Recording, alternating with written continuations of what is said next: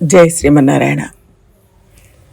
శ్రీశైలే సదయాపత్రం దీభక్త్యాదిగుణార్ణవం యతీంద్రప్రమణం వందే రమ్యజామాతరం మునిం లక్ష్మీనాథసమారంభాం నాదయామున మధ్యమాం అస్మదాచార్యపర్యంతాం వందే గురుపరంపరాం యో నిత్యమచ్యుతపదాంబుజైక్మరుక్మ వ్యామోహతస్తదితరాణి తృణాయ మేనే అస్మద్గురోర్భగవతోऽస్య దైకసింధోః రామానుజస్య చరణౌ శరణం ప్రపద్యే.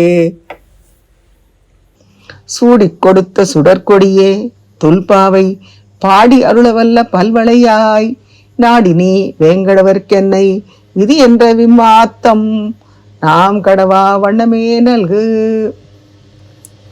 నువ్వు ధరించిన పుష్పమాలను ప్రీతితో శ్రీవిల్లిపుత్తూరులోని పటపత్ర సాయికి సమర్పించి ఆయన అనుగ్రహంతో మన పూర్వులు ఆచరించిన వ్రతాన్ని కొనసాగించడానికి తిరుప్పావే రూపంలో ప్రబంధాన్ని అనుగ్రహించావు.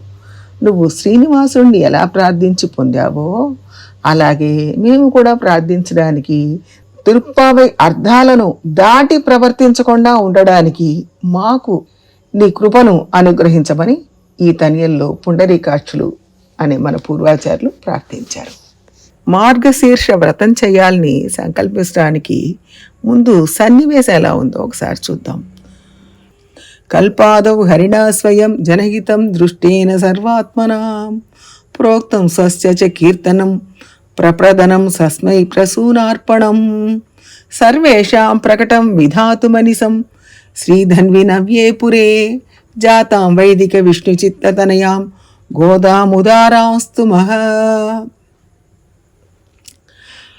ఆండాళ్ భూదేవి అంశ అని మన పూర్వాచార్యులు చెప్తారు.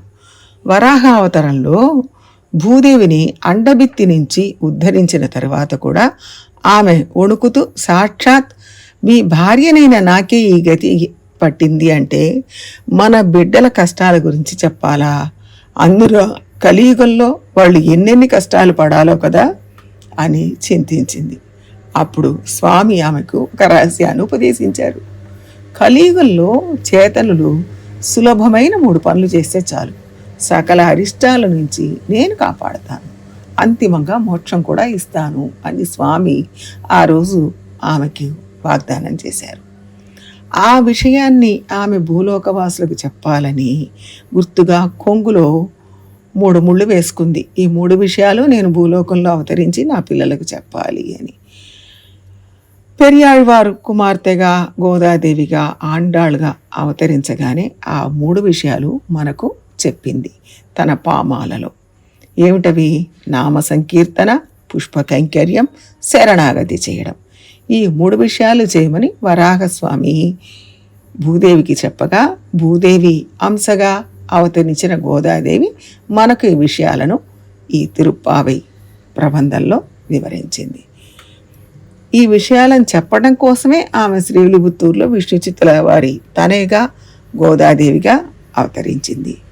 కృష్ణుడు గీతను ఉపదేశించాడు. అమ్మ తిరుప్పావి వ్రతాన్ని తాను ఆచరించి చేతనుల చేత ఆచరింపచేసింది. కృష్ణుడు భగవంతుడు ఉపదేశించింది భగవద్గీత, అమ్మ ఉపదేశించిన తిరుప్పావై భగవతీ గీత.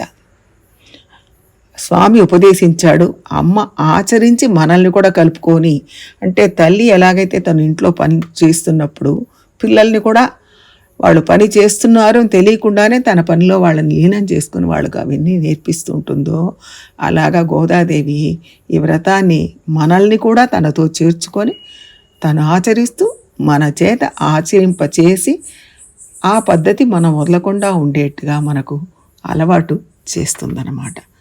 ఆండాళ్ తిరువడిగళే శరణం.